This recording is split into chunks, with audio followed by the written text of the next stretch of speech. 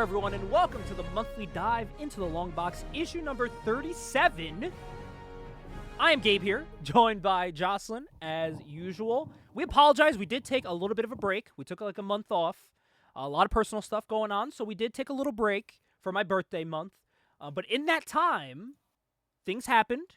We bought some books, we read some books. Cool things are happening.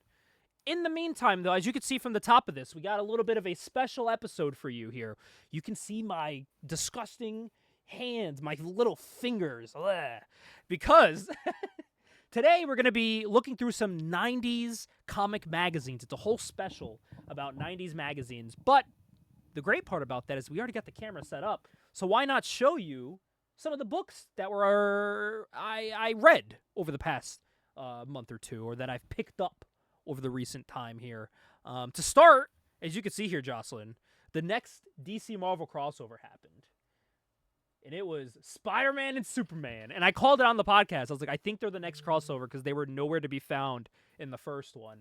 And actually, at the time of recording this, today is the release of Spider-Man Superman from Marvel. Because you know they each release their own ones each month. Oh, right, yeah. So that came out today, actually. I don't know the contents of that book.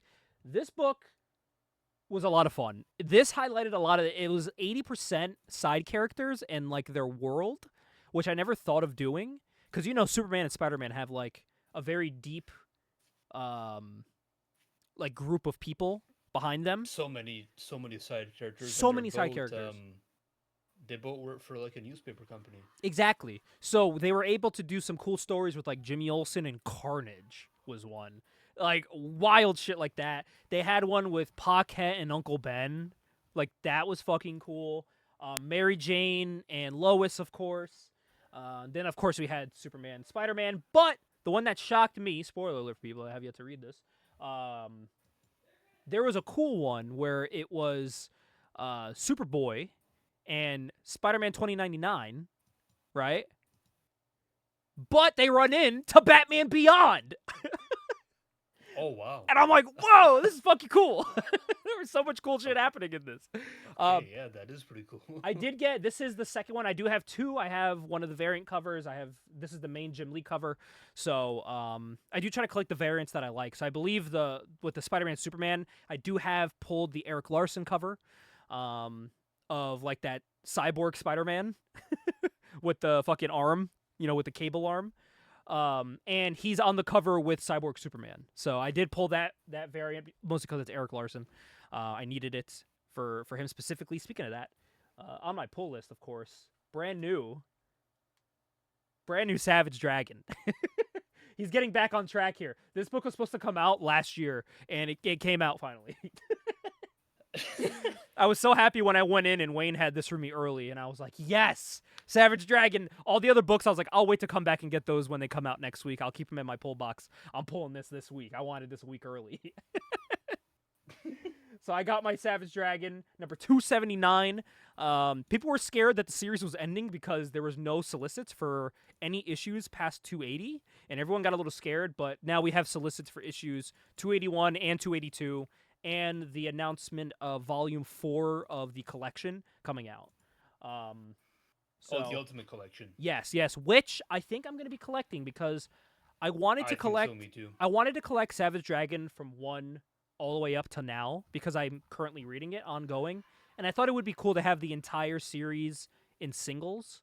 But then I noticed this book is a lot like early Invincible, where there wasn't a lot of prints once you hit issue 100. It gets very limited, and you're starting to spend like $30 to $60 a book, and that's just out of my price range for an individual book, especially if it's not a key book. It's just because it's low print. I can't really warrant it. But the other issue is there's no like omnibuses. There's just those Ultimate Collections. But I believe the Ultimate Collection only goes up to issue like 35, which I can easily buy for like $1 a pop. And I already have like the first 10 issues. So I'm like, what do I do?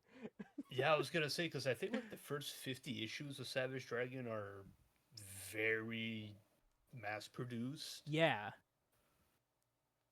And I know it's hard to collect when I told Wayne at the shop that I want to do it.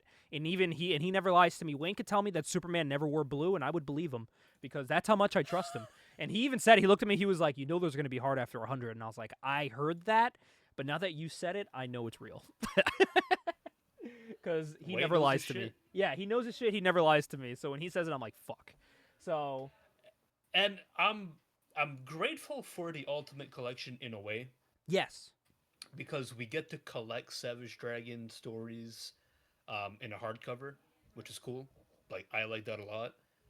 But man, there's a part of me that does wish that it was an omnibus instead, because you could collect so much more. Yeah, I agree. And the issue is that he is missing color files for a lot of the early books. So the reason why they're running into a bunch of delays is because he's having to recolor all the issues, which in turn is now delaying new releases of Savage Dragon. Because if he's not recoloring those, then he's doing stuff for Marvel, and he's like losing track of this. So everything is getting delayed because he's trying to catch up for everything, and it's like, ugh. If he just did omnibuses and, he could knock out the colorings he needed in that, for that omnibus and then focus back on this, work on the next one, but I don't know. Because, like, with an omnibus, like, you can fit maybe, we'll say 30 issues. Okay, so you fit 30 issues in an omnibus. Yep. Well, by the time you do, like, volume 4 of the omnibus, you're already at, like, issue 100. Yep, exactly. And he's only at issue 279, so he has so many books. Yeah. That's going to be the issue. But that being said, I did buy Savage Dragon number 6. And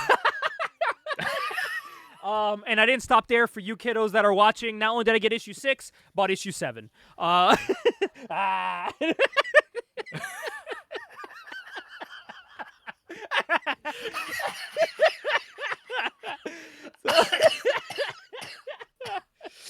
And I didn't even do that on purpose. It wasn't until I was getting my pull list for this episode where I realized that. I was like, oh my fucking god.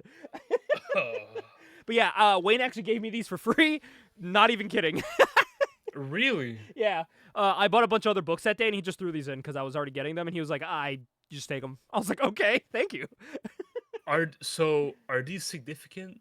No. Is there any, like, first appearances? Or No, so anything like that? this was just me being like, all right, I'm gonna get all the, because I've been finding a lot of Savage Dragons for like $1, $2. Again, as you see, these are only like $4 each. They're not really like expensive, but I see Savage Dragon in the wild, and a lot of shops only cover maybe issues 1 through 3, if even that, because one of those is with the Ninja Turtles, which he did have and I did buy. But but the issue is that, like, they'll cover maybe the same issues, or there's a bunch of number 1s. So whenever I see Savage Dragon out in the wild, I'll grab it, So that's kind of what made me think, like, oh, maybe I should collect them all. But then I see how hard that is to do, and So yeah, it's they're not one really of those things where I feel like you have to collect what you really want to collect when it comes to Savage Dragon. Exactly. Because you'll most likely never be able to collect all of the single issues. Exactly, yeah. So, like, I don't know what I'm really doing with this. I don't really know what my plan is, but I just know I can always read it digitally, of course, but, I'm a physical media guy. You know me.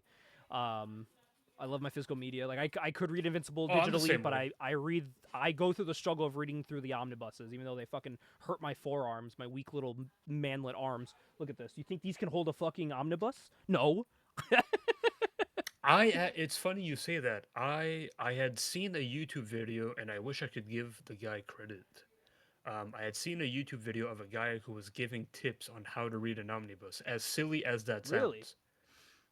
Like, that concept sounds really silly, but I was like, this is interesting. Like, let me check it out. And his top tip was to buy a like a book stand that Oh, and you put could it on like there. you could adjust the angle of it. That's smart. Because it has like 4 rungs. Yeah. So you can, like, put it at, like, an acute angle if you want it, so on and so forth. And he was like, yeah, like, just put it on this book stand, and, like, you can sit down, or even, like, put the stand, like, on your chest when you're laying down in bed. Yeah. And I'm like, yeah, like, this makes a lot of sense. Well, all I was gonna say was, before I go to, like, the next thing I picked up, was there anything you've been reading or anything like that recently? I've just Before been keeping up with everything.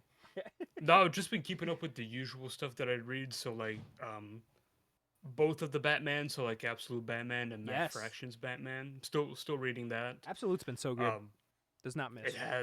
it has Absolute Wonder Woman. I'm still reading that. Still really enjoying that. To me, like Absolute Batman and Absolute Wonder Woman, They're peak. it's kind of like one. It's like one A and one B. Yeah, exactly. I agree. It's like, to use a wrestling term, it's like Rock and Austin. Exactly. Like, even if one of those guys gets hurt, you still have like the other one. Yep. And it's like, even if Absolute Batman would fall behind, then Absolute Wonder Woman can pick up the pace, or vice versa. Exactly. But they're both the flagship titles of like that universe, and they're great. Yep. I agree. And just that whole universe, the whole Absolute universe in general is just like a fucking home run. It Like, is Absolute Martian Manhunter is like mind-bendingly good, and I'm very upset that it's coming to an end. I've heard that, right? Yeah, the next I couple. I think the next issue is the last one. I think. I might butcher. It's Denise Camp that writes that. Eh? Yes. Yes. Is it pronounced Denise or Dennis? I think it's Dennis, but I could be 110% wrong. If by no chance is he listening to this, but if he is, I'm very sorry. Yes, we apologize, but holy shit, is Absolute Martian Manhunter like fucking amazing. But Because it's so, I remember it's he so creative wrote- that even he was like, we got to take. They had to take time off to like recharge and come up with ideas. Like it's that creative where they had to Yeah. take time off. I remember that he wrote that the book was coming to an end, but that he was working on something that excited him just as much as working on Absolute Martian Manhunter. Yes, and he did say the door is not closed on Absolute Martian Manhunter. He says DC understands, and that they'll take back Absolute Martian Manhunter back into the fold whenever he wants to make it again. So Yeah, it's not like a makes goodbye; sense to it's a me. see you later. He's a big wrestling guy, by the way. Oh, is he? I didn't know that, but he's a big wrestling guy. I didn't know that either. Yeah. Yeah. I think John, our mutual friend John Escudero from Third Sheet Radio and Comic Book Click. Rest in peace to his social media. His Instagram got nuked. I don't know why. I don't know what happened. I mean, his Facebook and everything is fine, but I don't know what happened to his Instagram. But yeah, John ended up meeting Dennis or Denise at I think it was New York Comic Con. Oh shit, that's cool. I've been wanting to go back to New York Comic Con so bad. So bad. Well, I've also been reading, I know when we reviewed Savage Dragon, there was a character that we liked in the book. So when I went to Wayne's shop, of course, I'm there every week. I was going through his dollar bin and I stumbled across Star, who was the character from Savage Dragon that we were like, oh shit, this guy was cool. So his issue 1 was just there in the dollar bin. So I scooped that up. And then I was like, well, let me see if he has any other Image stuff. And I was like, holy shit, he had Bloodstrike #1. This has been missing from my collection for so long. I got this. I was so happy. It still has the blood on there. I haven't rubbed the blood yet. I haven't done it yet. Not gonna lie, I tried and nothing happened. So I don't know how the fuck that works. But I got this, right? And I'm bagging and boarding, and the book falls off my fucking table, and look at the corner. Oh. Yeah. Luckily, I'm not someone that's like obsessed with it because I'm not looking to resell these. These are literally just for my personal collection. Like I don't have plans on selling these books unless it like comes down to me needing to, or like my future kids got to sell them. I'm not looking for profit. These are just for me. Or if you're trying to make room for like more stuff that you Exactly. want. Or, So, and I'm like, this is a book that I got in a dollar bin. It would sell for $1 anyway. Like, if I need to it's a get a dollar perfect, book. if I need to get a perfect one, I can get it for cheap. Like, I don't really care. So I was like, whatever. It's not horrible. But yeah, I picked that up, and then my lovely fiance picked something up for my birthday, as you may have seen behind this. The very Oh yes. kind of pricey. I was very shocked she actually bought it when I asked for it. Legacy of Kain Soul Reaver from Top Cow. We may have to review this in the future. we might, and you know what? It's very timely because the Legacy of Kain games have both gotten remastered. Yes, and she doesn't remember, but for Christmas she bought me the Ultimate Collection of the remaster for my PS5. So it comes with the CD of the soundtrack. It comes with obviously the remastered game, like a art booklet. Comes with a bunch of shit that's like exclusive for the Ultimate Edition. She got me that. Very happy. I love. People don't know this, but like I have a huge love for Legacy of Kain in general, but especially the Soul Reaver game. Me and my dad would play this all the fucking time. Still do. When he saw I got it for Christmas, he was like, "I want to play it again." So, so like I have like this is like a nostalgic spot in my heart for this series. I actually had a character in one of my books from when I was a kid. I drew that looks like him, that has this around his head, that I actually redrew currently in my current art style, that has the same look, just because I love this character so fucking much, and I love the game so much. I was so happy with this this birthday gift that she got me to celebrate my big 29th birthday. I'm getting old. I'd be pretty happy with it too. Abso-fucking-lutely. And the big thing I've gotten, which we will dive into this month in the long box, is this bad boy right here. Comics. Oh, yes. The magazine, which was actually what sparked my idea for this episode, was when this was announced. I said, no fucking way. There is a comic magazine coming back. And brother, it's fucking back. And it's fucking good. It's a lot of fun. So we will be looking into Comics the Magazine issue 1 a little later on this podcast, which, in theme with our show, has a great goddamn cover. Absolute Batman cover. So, correct me if I'm wrong, Gabe. Didn't the first issue like exceed like 50,000 pre-orders? This or something sold like that? tremendously well. So this is the thing. This is what upsets me. So as you know, I might be underselling it. This is what upsets me, is that I'm a big completionist when it comes to my collections, right? Like I'm trying to collect every Wizard. All these magazines we're going to go through today that I have physically, I'm trying to collect all of them, or if I know I can, I have some core ones. But with this, Sure, yeah. I'm like, all right, it's early. There's only 2 issues. Issue 3 drops soon. So I'm like, all right, cool. I want all the issues. And I remember they sold an issue 0 at San Diego Comic-Con, just like Wizard Magazine did. They had the San Diego Comic-Con version. But holy fuck, this is harder to find than a goddamn Wizard Magazine San Diego Comic-Con exclusive. And more expensive. So I've learned I can never own issue number 0 unless I drop some money, or if someone decides to sell it, which no one's doing right now. You had to be at that con because they were handing them out to people. So if you were handed it and you got it, that was it. It was like a preview one of like just to like test the waters, and everyone loved it. So then they made this, and it sold a shit ton. So then issue 2 came out, and there was already solicits for the next, I think, 2 or 3. So people want this. Me especially, I want this, and I now have it. I think it's great, man. I think it's great to bring back an outlet where we get to spotlight creators, interview creators, and I think most importantly, put a bigger emphasis on like indie comics. Exactly. And physical media too. Like, it's cool that we have a magazine out that is talking about Chew, if you guys remember Chew. I do, yeah. With Absolute Batman on the cover, and then the next one has fucking Battle Beast on it. You know what I mean? Yeah. Like, it's so fucking cool. And I love the style for both of these, like the rip paper. This is so cool. So we'll look in. We're gonna look in issue 1, momentarily, but we need to start back, my friend. We need to look back in time. All right. Jump into a time machine with me, and we're going to jump back to the year 1983. All right? Comics in the 80s were thriving. Kids were reading comics all over the world. Adult comics, like the mean, gritty ones, were starting to really take off. Characters like Punisher, people like fucking Frank Miller's Batman were really starting to take off in the 80s.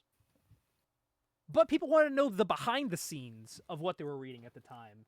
And one of the best sources to go to, still to this day considered one of the best, was a series called Amazing Heroes. So this was like what you get out of out of Wizard Magazine, but just very professional. This is a very professional book, as opposed to Wizard that was for the Gooner teenagers. This was for the men, all right? And I love both. So the first Amazing Heroes, I have quite a bit of these. The first one I bought was the cover that was actually covered on Cartoonist Kayfabe. That's how I actually found out about Amazing Heroes, was the cover that had Elektra and Batman drawn by Frank Miller on a cover.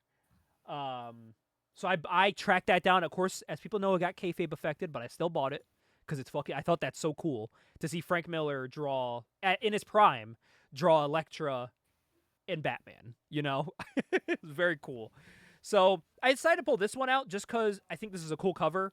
And with, at the time of this recording, Daredevil, the series, is out.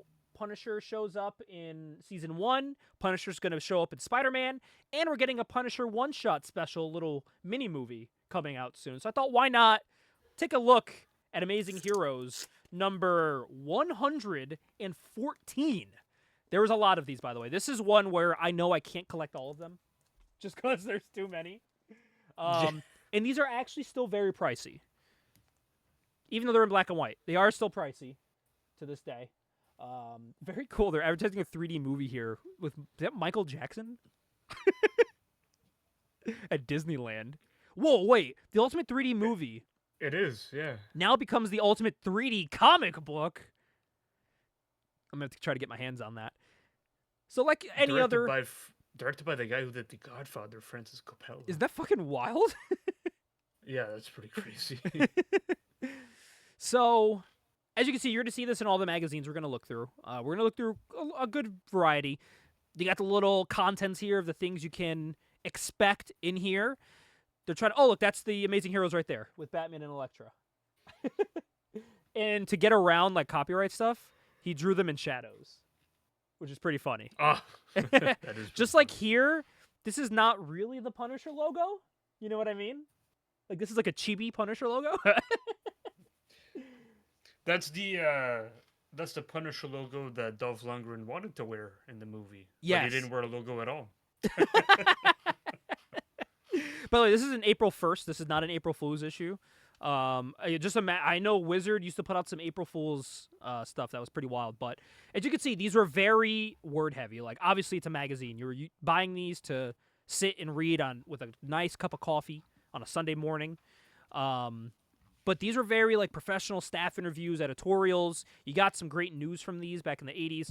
You'll see as we go through these and time progresses, I'll have a little bit more to say because the 80s wasn't really my time in comics. I'll admit that's kind of like my blind spot with comics. Even though it's my dad's very, very prominent time. Maybe we'll have my dad on for an issue where he's kind of talking about his time reading comics in the 80s because he read all this stuff. It's something we'll have to explore. Leprechaun? Is that a festival? It is. It's a con. It is. Leprechaun. In Houston at the Ramada Hotel. That's crazy, dude. What a fucking hilarious name. They had authors there. Hey, yo, any relation to me? Brad Foster? How much were tickets for this thing? $5 per day. Honestly, in the 80s, that's kind of pricey. It is. $10 for a 3-day pass. That's not bad, though. That's not bad. You got some funnies in here. You know what I mean? Coming soon books. And this is where we get the interviews here, where they're interviewing about the Punisher. Just a fun little reads here if you're into these. Oh, that's how they got around the Punisher logo. I realize he doesn't have the nose. It's a good way to get around it. Bubble eyes and no nose and tiny little cheekbones. So smart. Smart.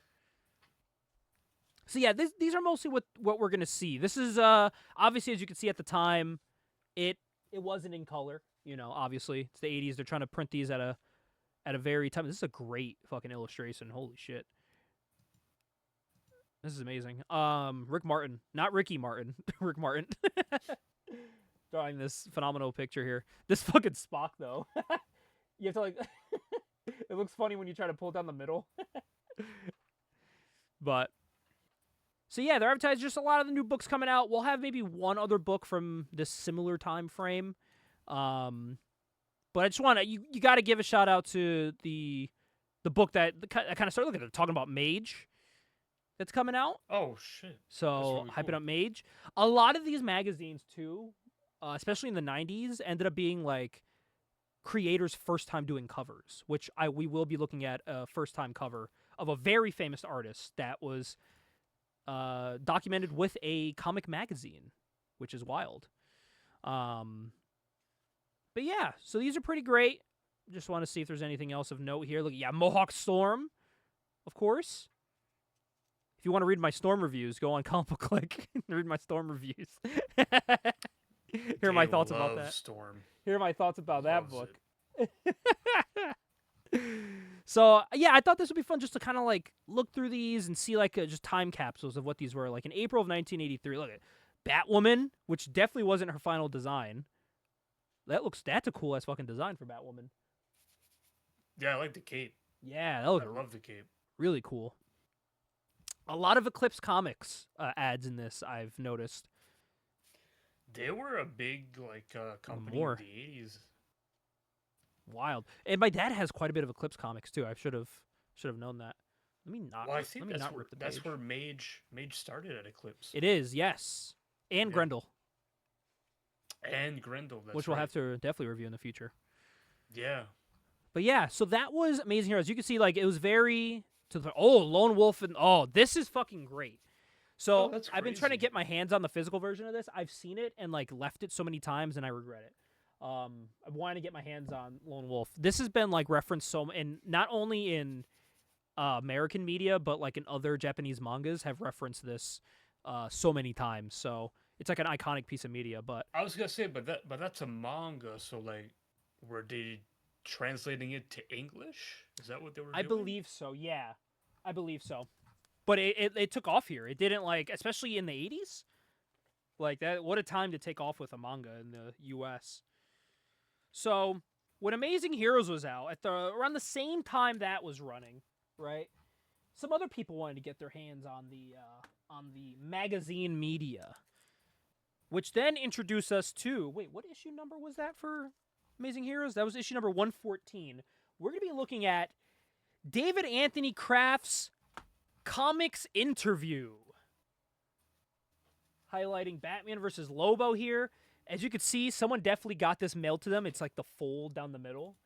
I did actually pay $20 for this. I found out Comics Interview is very popular, I've learned. Because I was like, let me get some more of these, you know what I mean? No, it's very hard to. So I've decided, I have representation of it here. That's all I need. But this is a great issue, especially nowadays, because now, as you see from here, we're getting interviews with Kelly Jones. We're getting an interview with Sam Keith, the recently passed Sam Keith, talking about the Max, and David Mazzucchelli doing an interview here. So while this did drop, obviously, in the 80s, beginning of the 90s, it lasted through. This issue is actually from, God, is there a date on this? I don't even see a time frame on this. 93. This is from 1993. So now we're getting into the 90s with this issue. So we'll recognize some more things going into this. So looking at this here, Comics Interview. Very cool cover, by the way. Yeah. And this is really when cool. comic magazines were the size of comics. You can keep them in like your comic bins, not have to worry about getting larger bags and boards. Fucking Image. They did they did that later on. They like changed their format to be like a magazine format, and I hated it. So again, another black and white comic magazine. This is probably the last one we'll be looking at that is a black and white comic magazine because it changed in 1993. You'll learn, but God, some of this art looks great. Look at this fucking alien. That's nasty looking. I love that. Kelly Jones. This man got the hog out. That's crazy. He's probably my favorite horror Wow. comic book artist, I would say. He's so good. Like, look, even the folds in like every bit of her clothing here looks crazy. Looks phenomenal. So this is another one that's not like Image, in the way where it's not looking to give you ha-has and stuff. It's a very serious take on comic news. But of course, like young David Mazzucchelli here, pretty funny to see. Got a little. That's what I love about these was like the work in progress stuff that they would give to these to be like exclusives. Because back in the day, kids, even in the 2000s when we did have the internet, some of the stuff was still kind of hard to come by. It was, yeah. You still It had to was. go out and buy magazines. Why do you think I love Image so much? Just because it existed when I was a fucking kid. Zippy! Dude, this still exists. This still comes out, I believe, every day or every week. Oh, wow. Zippy still exists, man. My grandfather would always cut out little Zippy comics and pin them up around his house. So, yeah, another like long interviews too. They really take their time with these. It is funny. This looks cool. It is funny though when I hear people referencing interviews, and they're from like these comic magazines. And I'm like, people still remember these interviews, which is wild to me. Like, how many times? I think once a month I see the story about how all of the creators of Sandman, people that have worked on Sandman, have ran into John Constantine. That's from a Wizard magazine interview. I didn't know that. You never heard? So yeah, once a month they'll always talk about how all the creators at one point or another have ran into John Constantine in real life while they were working on the book. Whether it's at a bar, on the street, they've met a guy in a white shirt, blonde spiky hair, with the gray trench coat, or with the brown trench coat, the suit with the tie undone, smoking a cigarette, having a beer. They've all met the same guy, and the guy has always either come up to them or acknowledged them and then vanished. They have all talked about that. And it's brought up once a month on Twitter, and I'm like, people are still referencing a Wizard magazine from the 90s. It's crazy. Wow, look at this same Keith art here. Very upsetting that he passed. Very upsetting. Like, look at this, man. Oh, my God. This looks amazing. Great Sandman art there, too. Sharon Cho. It's not Frank Cho. So, as you can see, a little bit more of the same old, same old. They kind of had the same format. The magazines were very similar at the time. Again, this is only some of the magazines. This isn't all of them. Wow, Kevin and Hobbs. This wasn't. Yo, is that her ass? Yeah, That's awesome. That's what's crazy. his name? Oh my God, Robert Crumb. That's a Robert Crumb girl. Oh yeah. That's a Crumb chick. He always drew chicks with fat asses. Don't ask me why I know that. But they all kind of had the same format at this time, going into the 90s, until that kind of got turned on its head in the 90s, when came along a little magazine called Wizard Magazine, right? So they wanted to take the format of comic magazines and make it fun, right? So even since issue 1, they've kind of had that mentality where they were trying to make the magazine fun. While I do own, this is not the San Diego Comic-Con version. This is the standard version gifted to me by Wayne for free. The absolute madman, I love you. I own the San Diego Comic-Con version, but we will not be flipping through this one because this one, while they did implement some funny stuff, it's not what it became known for later on. Like the Wizard we know and love came later on. So we'll look at a Wizard a little later on in the timeline. But I had to document when Wizard number 1 came out and kind of show off Wizard number 1. Because I feel like we've never even looked through Wizard number 1 or mentioned anything from it. But we do have it. But we haven't really... There's nothing really to talk about in here. As you can see, how many times have we done an episode in September and never done something from Wizard number 1? There's really not much...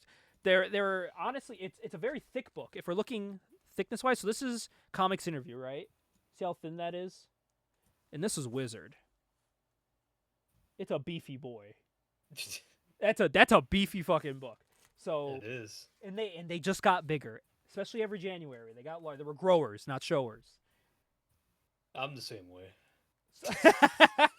So when Wizard came out, not only did like these outside the comics people wanted to get in on the the money of talking about comics, buddy, but inside comics and comic companies wanted to do the same. And one of those was Image Comics. Wow, I really don't remember this. This is a run called Inside Image that came out every month where Image would interview their own creators and highlight some upcoming books for that time frame coming out, whether it's that month or the month coming after. They'll talk about everything coming out soon. And this was also August of 1993. I do have every issue of Inside Image. Inside Image isn't a long run. That's why I own all of them, because it's not huge. It's only about... So Inside Image is 26 issues. Started in March of 93, ended in... When did this end here? February of 95. So it lasted for about 2 years. It's a good amount of time. But when you get to around issue 24 or 25, 26, I had to get shipped to me from an international person, because there was such a low print for these. But they included some amazing first-time covers. Like, there is a Inside Image cover drawn by by Todd McFarlane and Jim Lee of Batman and Spawn, which is pretty cool. Yeah. And the best part about these is you didn't just get one cover; you got two. Oh wow! You would get Look at two that. covers. So this is advertising, of course. Super Patriot. Yeah. And then this cover, this is the one I'm very excited to talk about, because this is the first J. Scott Gamble cover, who is known only for covers now. This was his first one. I did not know that. His first ever published art cover is in an Inside Image. There is actually also another one, which was, let me make sure I can find it here, which is another one that was kind of expensive for me to get because of the cover. Where was this one? Oh, Gabe, I don't mean to cut you off. Yes. I want you to read that, what you would call it, like that letterbox there. Mm-hmm. It says Jim Lee and Jeffrey Oh. Scott introduce a new breed of heroes called Gen X. So this is before... wow. So Gen X was supposed to be the name for what ended up becoming Gen 13. Yes. They couldn't call it Gen X, from what I understand, because Marvel had Generation X. Yes. Which then eventually did a crossover. Funny how things How work. that works out. Yeah. There is another cover. It's not a first-time cover, but it is cool looking, and it is a Greg Capullo drawing of Angela, which was issue number 22. That one was pricey for me to get, just because it's a Greg Capullo cover of Angela. Right. Oh, that sounds cool though. It is. It looks very cool. I'll show you after. But this one I want to hide, because this is before even J. Scott Campbell went by that name. This is when he still went by Jeffrey Scott, Oh, which is pretty wow. wild. Isn't that wild? Yeah. Yeah. So this one, again, it is in black and white, but look at this, man. How fucking cool is that? Keith Giffen, Shadowhawk. That's so cool. Yeah. So you'll see why there's two covers for this. So the person I bought this from colored in the image. Oh. How annoying is that? They colored her the wrong colors. Why is her hair blue? Annoying. No. Annoying.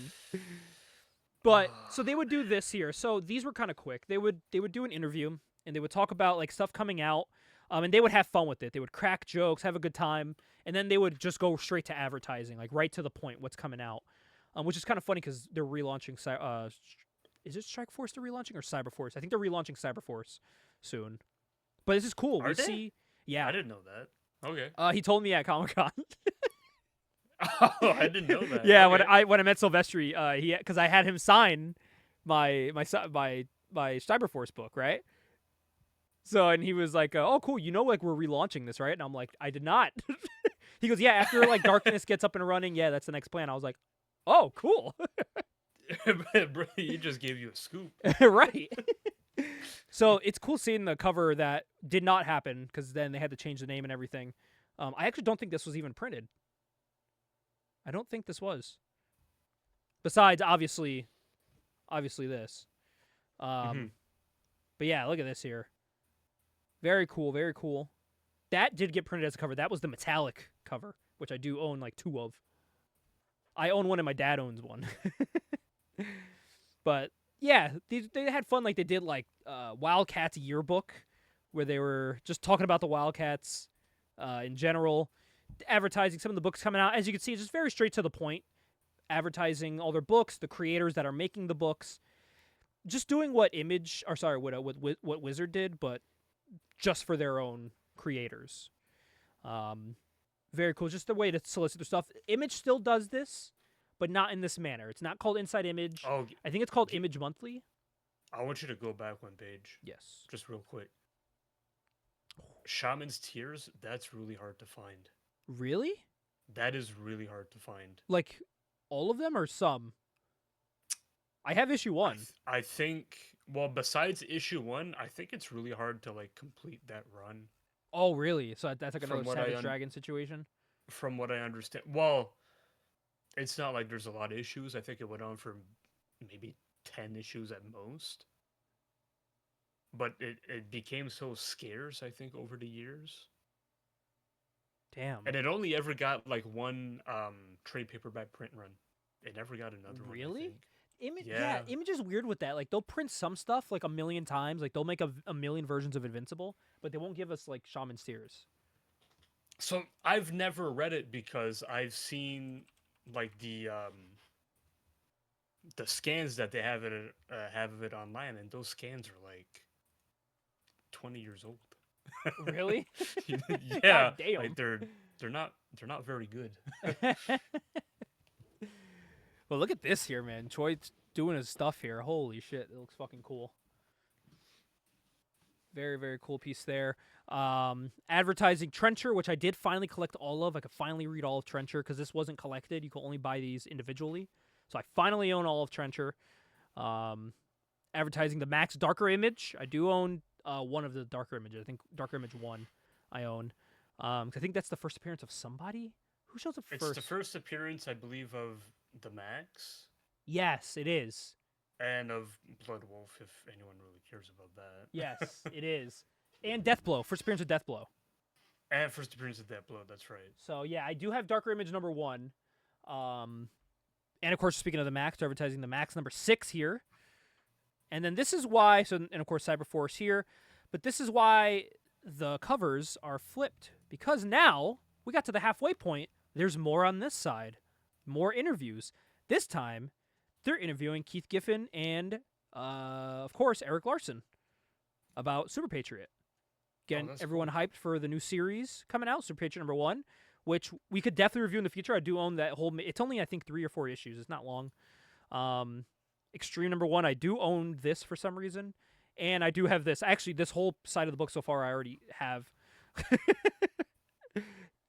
So I would have fallen for all their tricks. I have number 6, not number 5 of Bloodstrike.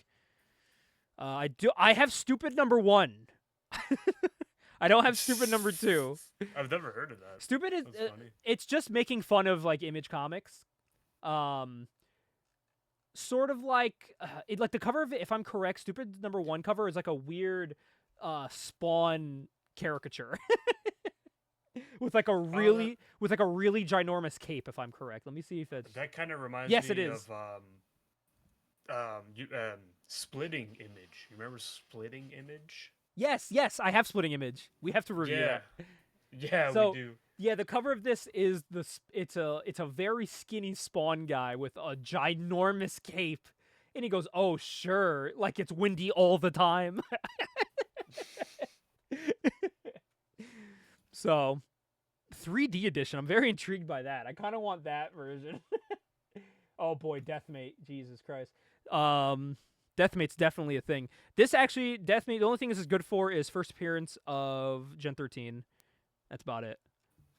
Oh, that's true. Yeah, that's true. And then advertising Deathblow here. And then letters column from all the beautiful people from California, Texas, New Jersey, and Los Angeles. And there we go. Coming in September, images of Shadowhawk, Prophet, and Team Youngblood. Don't miss them. So... Nope, don't miss Youngblood, especially. Eazy-E's favorite book. Allegedly.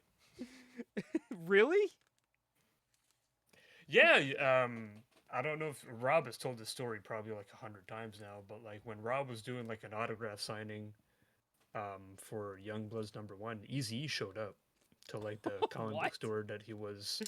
Yeah, to the comic book store that he was signing. Yeah, Eazy-E showed up. Eazy-E showed up and he was like, "Hey man, like I really like Youngblood number 1, man." Blah blah blah blah. And I guess they became cool. Like they exchanged like contact, like information. and Rob and Eazy were actually working on doing a comic book together. Really? It never got up like off like the cutting room floor, but I think it was supposed to something called like The Gang or something like that. But yeah, we almost got a Rob Liefeld and Eazy comic book. That is such a wild thing to almost happen. Yeah, I wish it would have. That's how you know we're living in a simulation. Just for the absurdity of it, like I wish it would have happened. And just to correct myself from earlier, Image #1 came out in 1991, not 1993. I did get that wrong. So, Oh, fuck it. okay. I did correct myself. Only because then the next book here is another one that tried to be in the more serious vein of comic magazines. And you're actually going to pop for the cover. The cover for this is fucking beautiful. Is Overstreet Comic Book Monthly. Oh, Ninjak. With Ninjak on the cover, yes. So people know Overstreet for their comic price guides, right? The ginormous fucking thick price guides that are still sold to this day for $40. They took that and made it into a very short stint monthly magazine. This series, this is one that I do want to try to complete, only because it's really not super long of a series, but they did have cool covers. They had another cover with Spider-Man, which is very cool. But this is only maybe about like 20-something or 30-something issues. It's not very long. It was an experiment. It didn't really succeed. They tried to capitalize on the popularity of Wizard. As you see, we got some color in this, finally. Doing some interviews. Look at this. Joe Quesada doing some interviews here for this magazine. A lot more of like the little fun caricatures that we're going to see in things like Wizard Magazine that they kind of adopted for this. But honestly, when you flip through this monthly magazine, this is exactly like what their price guides are like nowadays, where it has these interviews, these letter columns, and of course a good chunk of this is dedicated to the price guide. So once you get to this point, this is where you really get to... This is cool. All the local shops. Like, let's see. Is there one in Connecticut? Manitoba. Is there anything here in Connecticut? Illinois. God, these aren't in fucking alphabetical order. That's annoying. All right, never mind. No way there's a comic book store even in my province, let alone my town. I like how they advertise Canada, but they're not a part of this, like, map. Yeah. So, like, this stuff here that you're seeing, like, this market talk... This is what's in the monthly guides, because like they talk to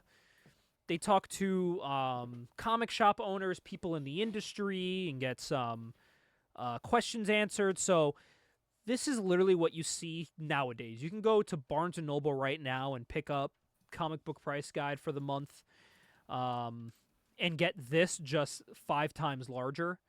But it's more of an analytical look at comics. You know, it's not for the ha-has, and this is for like if you're trying to get into selling comics and you're trying to flip shit and you want to sell it for a good price, where to go, how to sell them, things like that.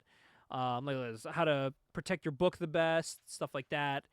I also don't like how half of this is in color and the other half is in black and white.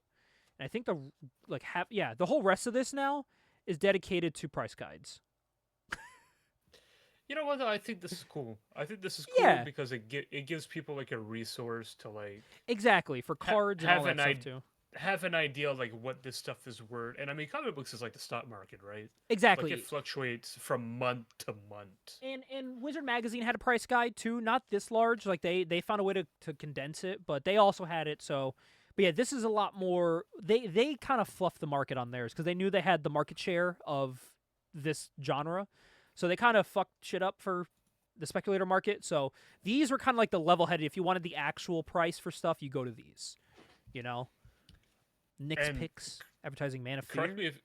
Correct me if I'm wrong, Gabe. Yes? But your guy that you go to see comics, Wayne, he still uses the Overstreet on occasion, right? So that is a different shop, actually. So that's a different shop. I actually don't know what Wayne uses, because he doesn't care about his prices. He will see something eyeball and be like, $1? So there is a place in Connecticut that I will take you to that does use the price guide to this day, where if they don't have a price on their book, they'll pull out the recent edition of the price guide and look through it and see how much it is, and then they'll go off of that. That's interesting. I wonder if, like, I mean, I don't know what it takes to like run a comic book store, Whoa. but like, I wonder if he does well for himself. Look at these fucking watches. Man, that's really cool. Whoa, what is this? The Comic Collector. Take control of your collection. Wow, look at that. That database. Wow, that's great. When did this book come out? This came out in 93? When was this? Yeah, 93 That's insane. That's so December far. of 93. That's so far ahead of like, like everyone uses collectors now or like League of Comic Geeks. Yeah. But that's essentially like what Well, it is. it's funny. like- While I have this open, on my monitor, I have my CLZ open. Like my online database of all my books, and it looks from this to now I have a site open where it looks like I have a fake bookshelf full of my books, and that's how I track them. Like, it's wild how much times have So- changed. This is called The Comic Collector. Yeah. It's such a broad name. For It'd be hard to. Ablesoft Inc. made it. What if I call We'd that have to- number? We'd have to look it up and see like how long that service lasted. Wow, and look at the places you could buy I'm it at. so curious. Electronics Boutique. I don't think any of these places are in business anymore. Egghead Software. Babbage's, that's not open anymore. CompUSA, I don't think that's open. Software, etc., that could be. Walden Software, Micro Center. Micro Center's closed. Computer City, that closed. Circuit City's closed where I am. Electech, like all these fucking companies are out of business. What a wild time in history. That's so cool. That's such a relic of its time. Yeah. Oh, So, yeah. Look at that promoting Rune from Yeah. And then look at here for next month. That's a cool cover with Wolverine and, Oh, yeah. and the Hulk. So we go from that. This is actually going to be the first magazine we're going to look at right now that comes with some extra goodies, because I haven't mentioned a lot of these magazines came with extra goodies. They came with like previews of books. They came with trading cards. They came with advertisements. They came with all the whole shebang, and they would come to you if you ordered from them in a little mail-away bag that looked like this next one.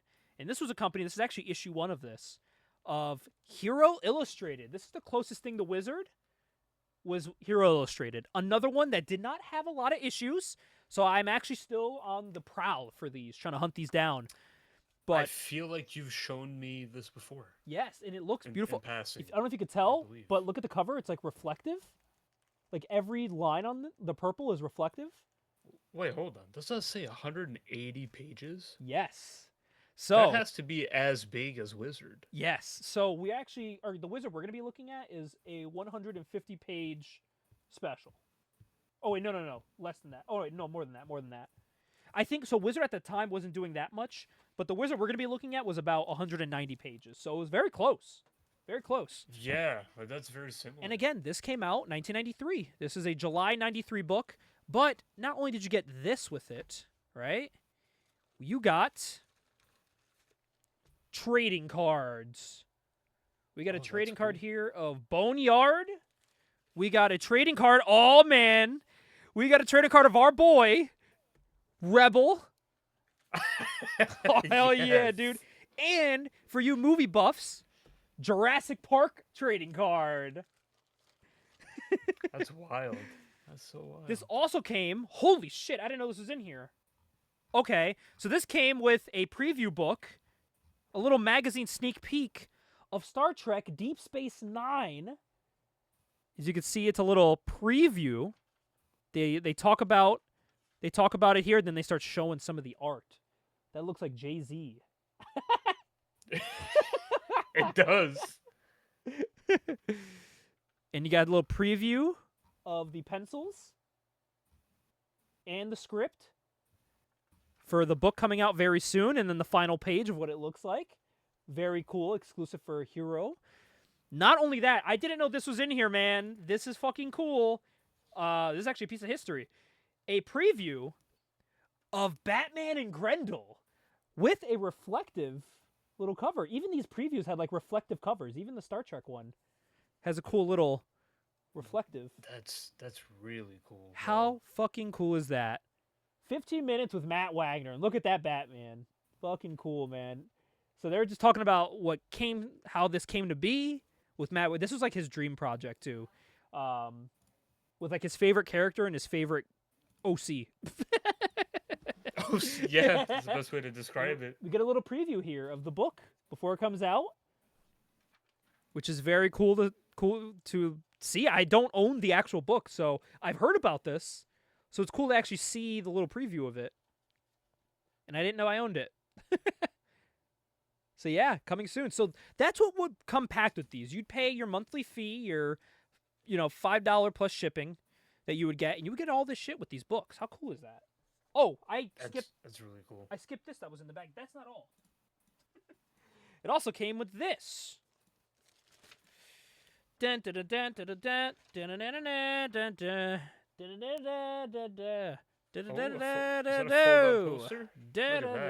Look at that. Greg Capullo. Oh, wow. Yeah, that's really cool. How fucking cool is that, man? I love that. I'm gonna put this up in the new house. Yeah, fuck, you should. So yeah, that came in here too. Very, very cool. Damn, that's so before cool. you even get into the magazine.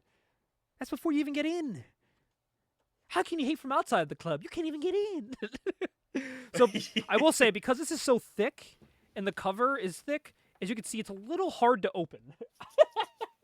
A little bit, right? It's a little hard to open. It's a very thick book. They're advertising DC Bloodlines. And look at this full color magazine. Oh my God, look at that, Mr. T. Oh, no. What it is. You see this? This is like, so this is very similar to what you would get out of Wizard. Like the cracking jokes, the celebrity little appearances, advertising image, of course. A fucking Game Boy edition? This is cool. Sorry, Handy Boy. The Handy Boy for your Game Boy. Oh, they're advertising Plasm. This is made by a guy from Connecticut. I own the entire run, too, of Plasm. They're the ones that did that weird book where you had to collect all the trading cards to own issue 1. How, like, weird is that? Cool concept, but very hard to collect. This is cool. Hell yeah, Pit. Oh, and look at the letter art they would include. That's very nice. Good job, Mike Edison from California. Yeah. Whoa! Donna Matrix, a digital comic. Whoa, is this Wow, Lost that's Media? Crazy. It could be. Dad, we're gonna have to look into that. By the way, they're advertising Comics Greatest World, which we hype up quite a bit on this show. X, Ghost. We're gonna have to highlight some of those eventually. This is our first trading cards that we opened. Let's look at this month's hottest comics. Ghost Rider number 41, Spirit of Vengeance number 14. A lot of Ghost Rider. Quasar. Look at that. Yeah, I know, right? Quasar number 50. Daredevil and Black Widow graphic novel. Is that the one where he slaps her ass and he's like, "Go get them making food" or whatever? Ravage 2099 and Wonder Man, who just had his TV show launch. So He did, right? Yeah. That's true. oh, and they're advertising Beware the New Batman. Can't really see because I can't open it too much, but because this is brand new. Like I barely have read through this. Hey yo, Vampirella. Yeah, holy shit. Wait, hold on. Is that a Vampirella from like a Comic-Con? That is. Yeah. I think that's when they would have Vampirellas at the con table to sell the book. When they would have They should have table girls. They should still do that. By the way, very cool down here. I don't know if you see this. This was the concept art for when they were redesigning the armored Daredevil. All the different. They went with this one, obviously. Oh, that's But actually pretty sick. all the different concepts. That's pretty fucking cool. I like that armored Daredevil suit. I love it. That's my favorite Daredevil suit. I own so much merchandise of just that suit specifically. Trading cards, figures. Like, I love that shit. I love that suit. I'm this pretty is sure it's cool. in the first Ultimate Alliance game. It is. I'm sure it is. It is. Yeah. Midnight Suns, their time is up. Midnight Massacre. Very cool. It's cool seeing Midnight is that Suns for and issue then one? knowing the game that came out later that people forget that it's even based off of a comic, like the name. Oh, Night Thrasher. Yeah. Underrated hero. That's something we got to cover as well. I love Night Thrasher. His recent run was really good, too. That's what I hear, yeah. Oh, look at that. Is Batman the Animated Series. Influx of talent to Malibu. They keep Ultraverse expanding. This is before Ultraverse gets bought out. This art Sadly, looks yeah. crazy. Yeah, this looks really cool. This looks fucking insane. I love it. Wolverine looks wild. Kids nowadays would call this AI probably because of Wolverine's mask and stuff. Like you can, I feel like creators can't make obscure stuff like this anymore because people just label it AI. Oh, Sadly, yeah. they're talking about Prime. Oh shit. Isn't his creator like controversial? Yes. Fuck. Yes. Unfortunately.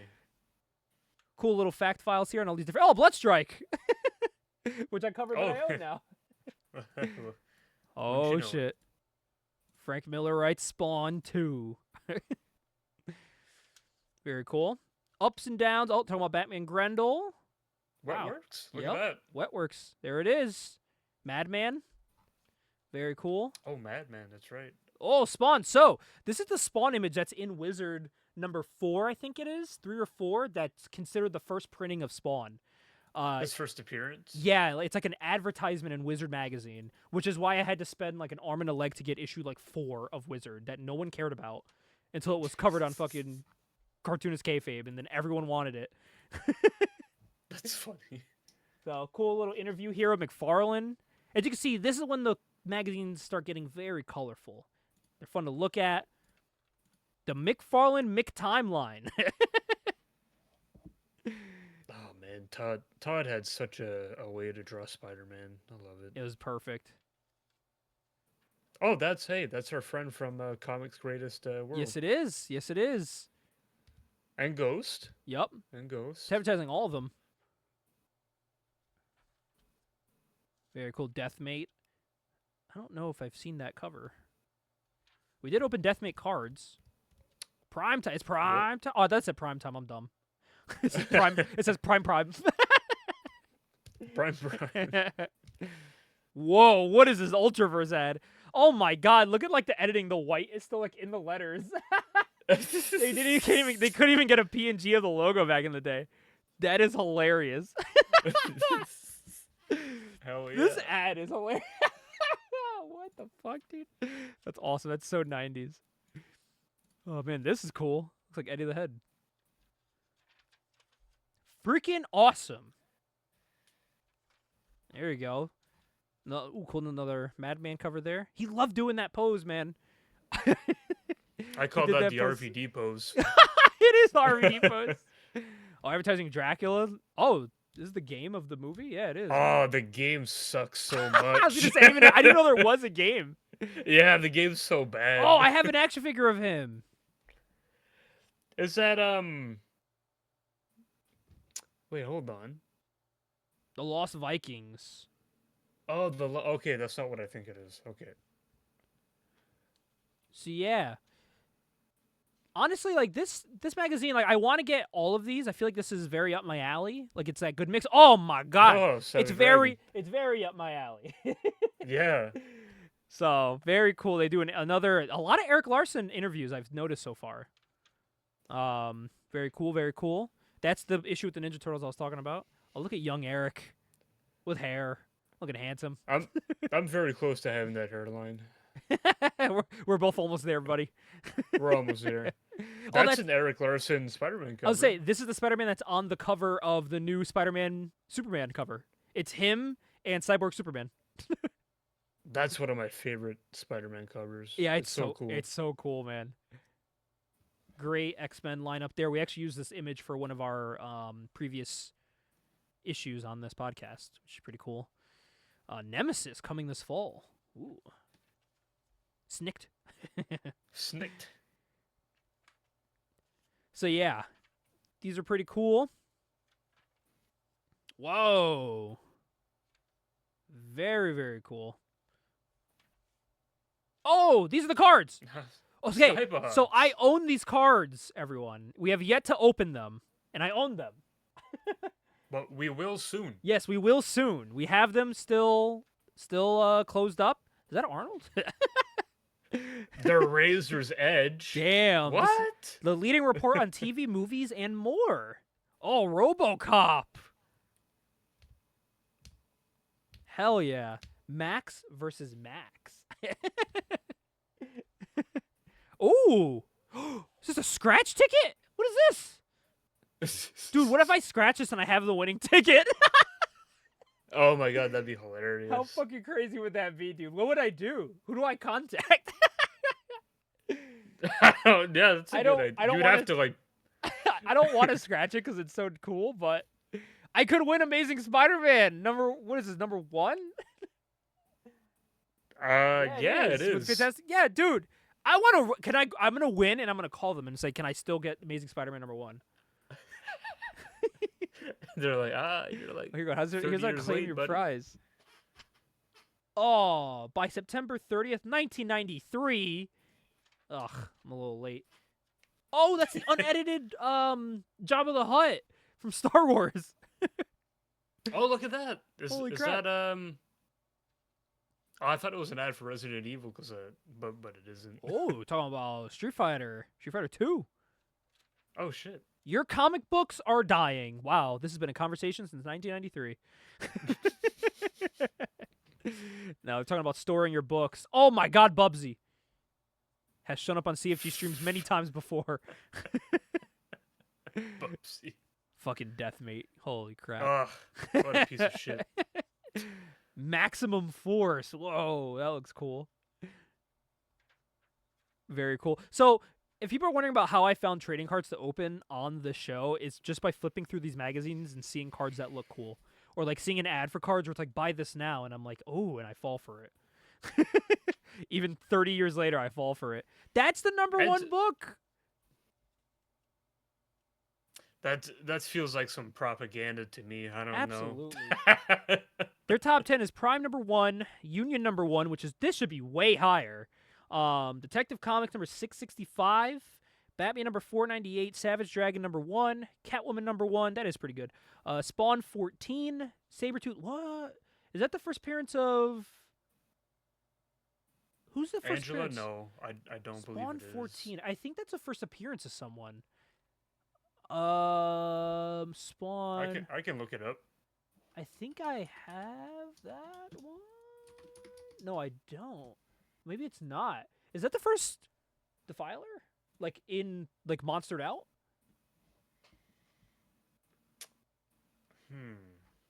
Maybe not. Maybe I'm just making stuff up. Maybe I'm making my own speculator market right now.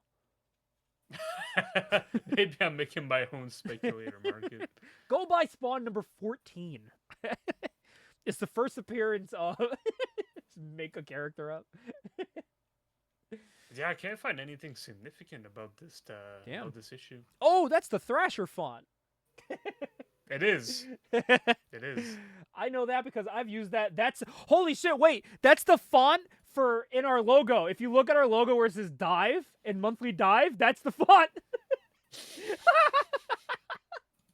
God damn it. That's awesome. We've been exposed as frauds. Using the Thrasher font. Hell yeah. Burn, baby, burn. Atomic is hot. Atomic Comics. Definitely did not last. They flew too Yeah, close to the definitely sun did. and they burned up. Industry Roundtable. Now we get a little bit more to the professional stuff here. Getting some questionnaires. Focus on image. Oh, they talk about splitting image. There we go. Oh, look at that. No one likes surprises. And this is advertising beyond comics. These comic ads are hilarious. So yeah, this is what Hero Illustrated was all about, man. Like this was the Electronic Gaming Monthly. yeah. That was big Look at too. this. You want to send mail to Hero Illustrated's PO box in Boulder, Colorado? Order. Oh, what can I order, man? All right, my age is right there. I'm a male. How many comic books do you buy each month? Fucking 16 or more. Oh my god, the places to buy comic books is funny. Comic book / trading card stores, newsstands, groceries / drugstores, bookstores, mail order, and conventions. Bro, comics are no longer sold at grocery stores. I remember when they were, but they're not anymore. Oh man, I wish they still were. I really do. And like Wizard, they found a way to condense the price guide to like this, to keep it very, thin. But we're going to skip over the price guide. We don't really need to see the price guide. They do rate some books, but, we're just here for the meat and potatoes to flip through. God damn, this is a long price guide. Oh, Death of Superman. Said everyone. Oh, there she is again. There's Vampirella. Oh, that's at a signing. You're right. All right, conventions. Any in Connecticut, Alabama, California? No, damn it.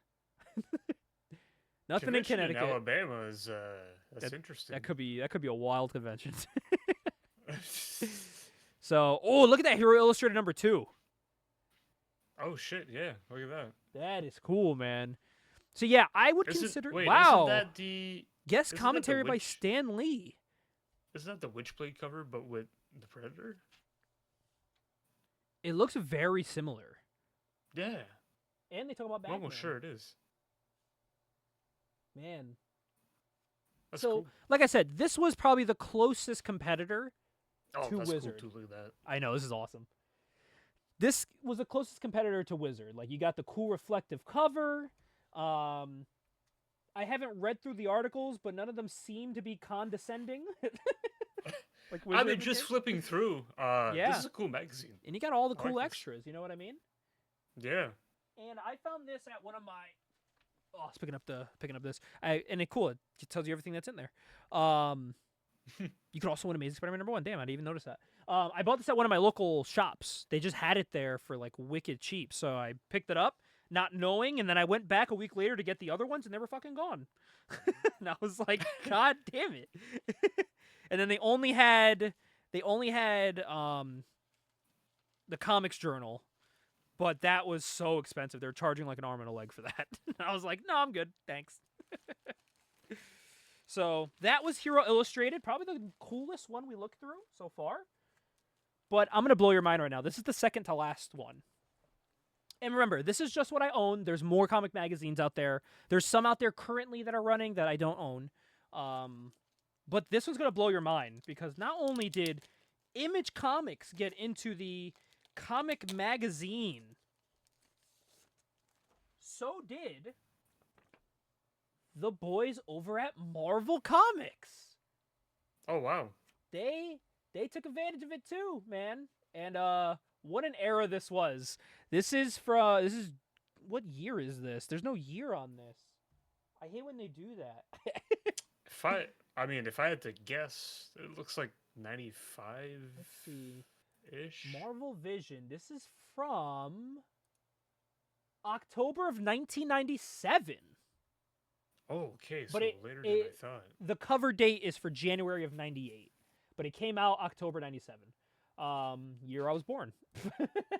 Oh, interesting. Okay. So this is what was going on. This interview with Steve Siegel, not Steven Seagal, Tom DeFalco, Bobby Chase, Bob Harris, Ralph Moeller, plus Star Trek Untold Voyages and Kitty Pryde, Agent of S.H.I.E.L.D., and more. So they kind of cover a lot of stuff in this. They talk about Marvel Superheroes, the video game, which is a very fun fighting game if you haven't played it. But yeah, you see they're cracking the funny jokes like Wizard.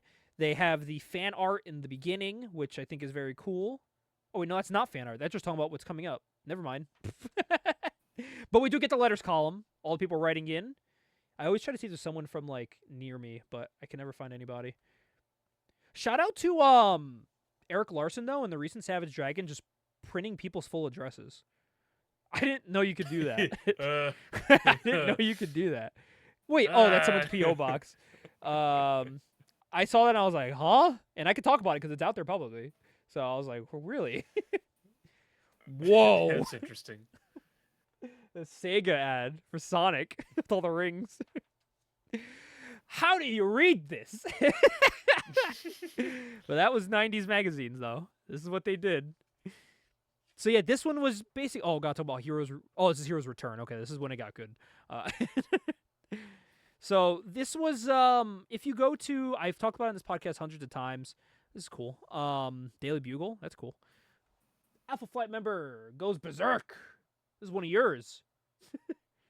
Keep your boys in order. All right. What is this? This is cool, though. I Oh! really like the layout of this. Find your soulmate in the Bugle. Yo, call Sinide. All right. Turn to page D5 for the most complete personal ads in New York. So yeah, pretty cool. It's like if you're reading the Daily Bugle, cool little fun gimmicks like that. And then you get Final Fantasy with Cloud for the Nice. PlayStation 1. Like that. Whoa! Whoa! This is for the ladies that are watching.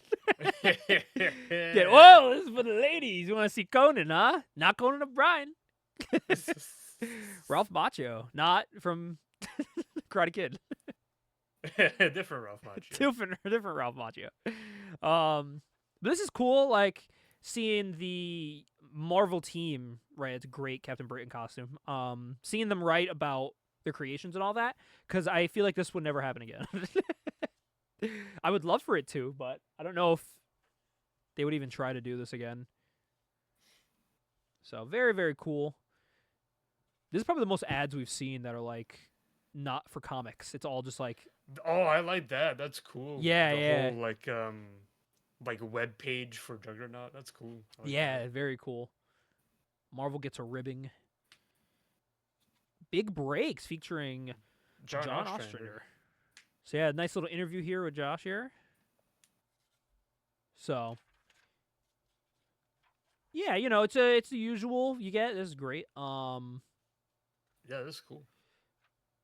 Bob Harris talking about Fantastic Four and Heroes Return and all that jazz. I love this art here. This is like the art you'd get on the trading cards, the masterpiece, Masterworks. What the hell are they called? Masterwork. I think Masterworks. it's called Masterworks, Is it Masterworks? right? Yeah, you would get the on there. Oh, San Diego Comic-Con scrapbook. Ah, that's cool. This is cool. That's so cool. Wow, man. This is I love seeing these from this era. See, stuff like this is John so Romita important, man, Jr.? because this is like pre-internet. You know what I mean? Yeah. So important. These are like at the times where people talk about their stories of like George Perez, like their stories of walking up to guys and like creating new like legendary series over dinner at one of these cons. It's super cool. Yeah, it's so cool. So it's talking about Star Trek. So, like I said, not a bad magazine at all. This is a great issue. I do have. My dad actually has that. He gave it to me. Yeah, no, this is. It's not a bad magazine just at first glance. They It's put got work high into production values. it. It does. It It does. really does. I mean, if you're Marvel, you better. Well, yeah. Oh, the greatest fucking game, dude. Have you ever played Bushido Blade? I have played Bushido Oh, Blade, yeah. I fucking love this game. I remember I had invited Jonathan and Nate over, and I plugged in my PS3 because it plays PS1 games. I put Bushido Blade in. We played it for hours. It was so much fun. It's a great party game. It is so much fun to do like a tournament with your friends. Yeah, it's a great party game. And of course, talking about what's coming out soon. So these have kind of morphed into those free previews books you get nowadays, where they'll just talk about what's coming soon. Maybe they'll throw in an interview in there, but the magazine media has kind of slowed down over the years. That's Oh, look at that's that. cool. That's a cool statue, yeah. That is very cool. Advertising Resident Ah. Evil. The director's cut. Man. That has a horrible music in it. What is this?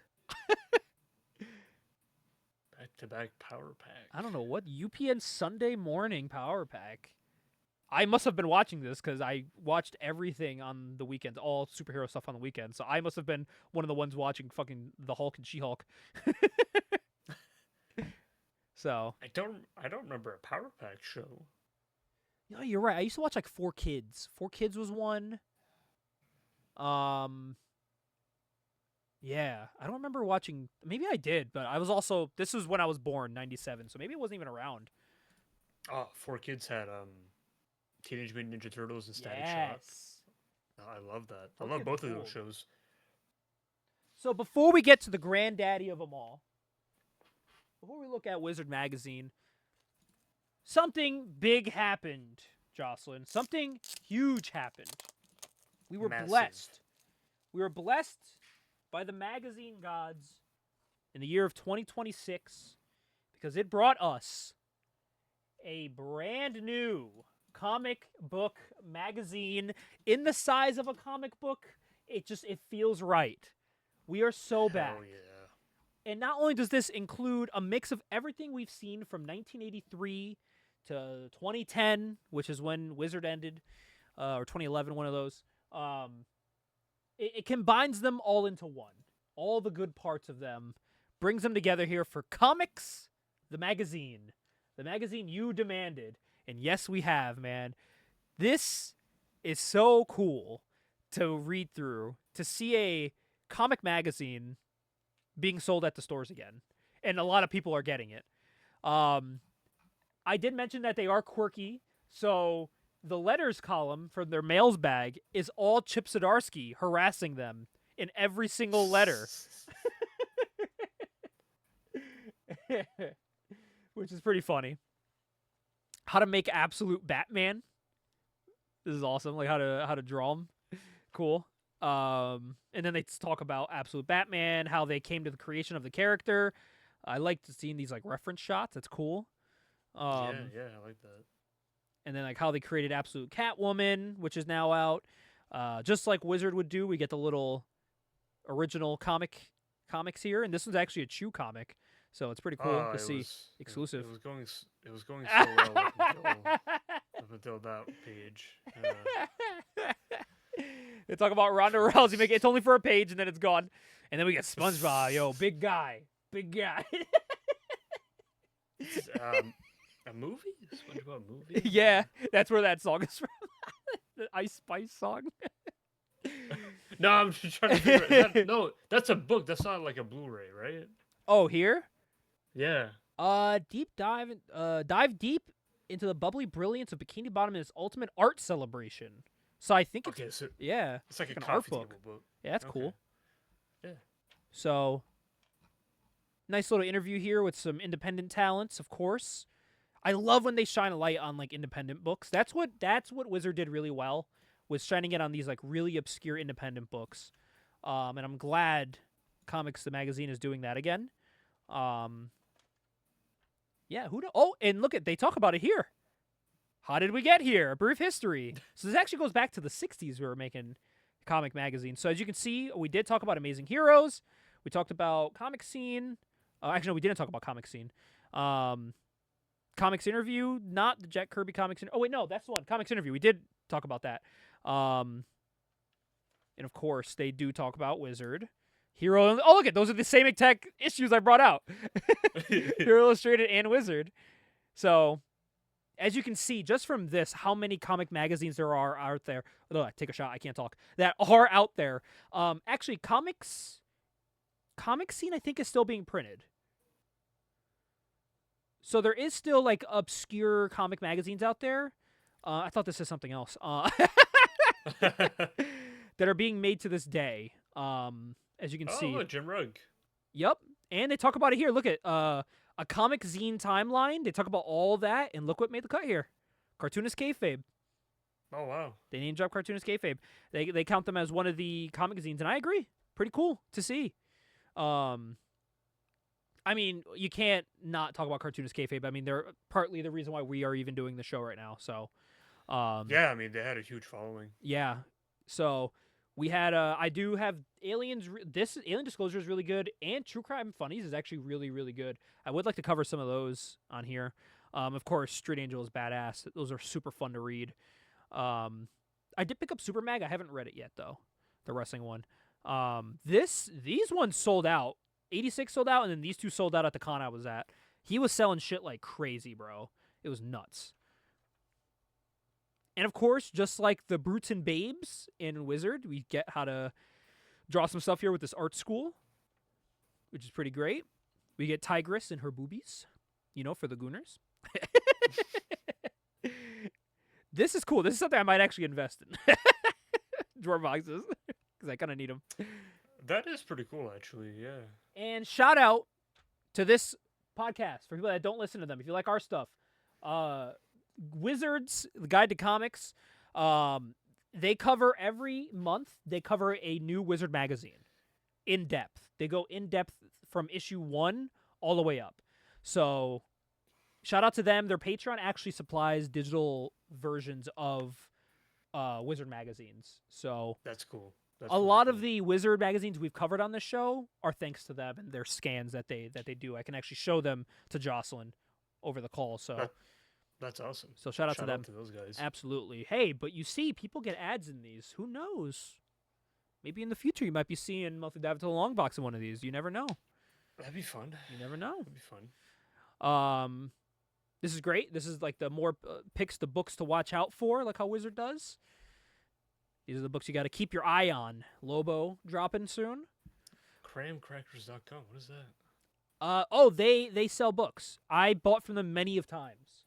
They are It's like a tremendous. wholesale site. They are tremendous. Yeah, they sell books to you that are actually brand new also. So if you have like a monthly book, they'll ship it to you. So remember how I was getting the news, like not magazines, but they were like newspaper comic stuff? Okay. I would get them through Graham Crackers every month. That's pretty cool. Yeah, Graham Crackers pretty cool. rules. And it's funny when you talk about it because it doesn't sound like a comic book place.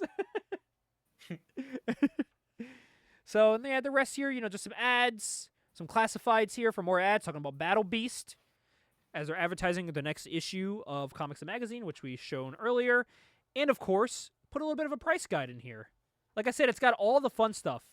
They're talking about, it's weird being in a time where there's a hot book and a magazine is covering it. Like when Wizard was covering X-Men #1 or Youngblood #1 or Spawn #1. Like they're talking about Absolute Batman #1. You know what I mean? It's like a weird time to be living in.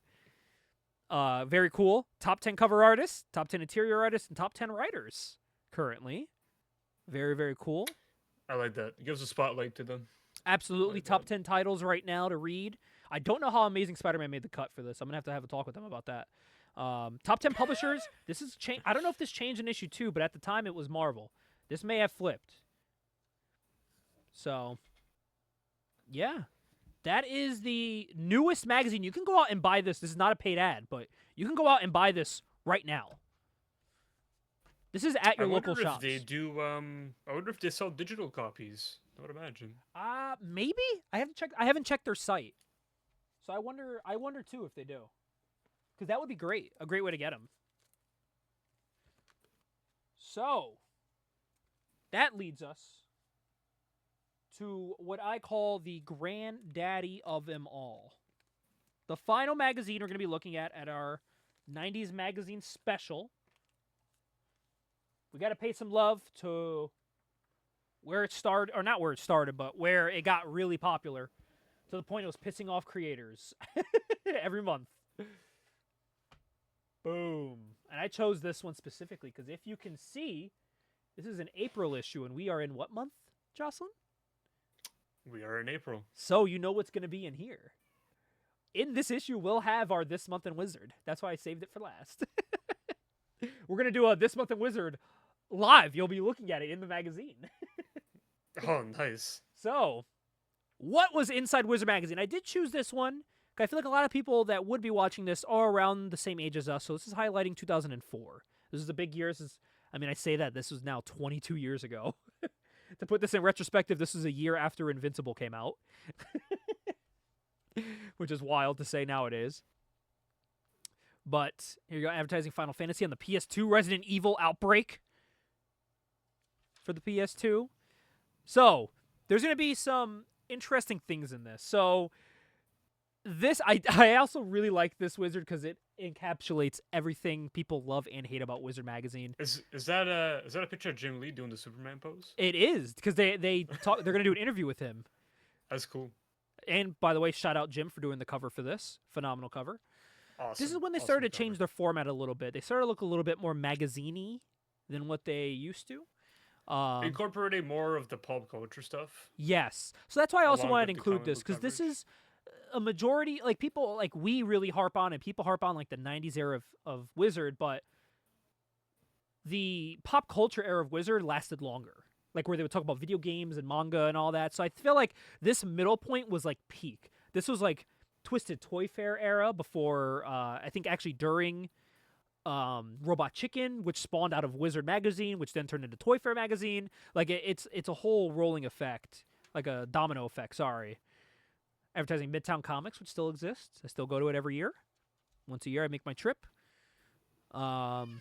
We have advertisements here for Shazam, the Hero Click figure, which is great for me. You think you'll send it to me if I mail it out?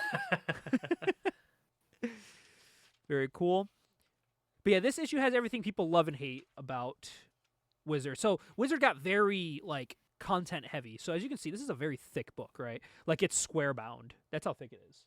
And look how much content they're fitting in these magazines. Granted, there's a lot of ads. There's like an ad every page, but they're fitting. Whoa, Wizard! Whoa, what is this? Treasured chests. Treasured chests. Come on, guys.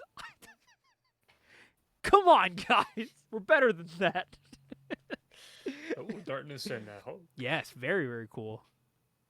Dale Keown, Paul Jenkins, dream team right there. Oh shit!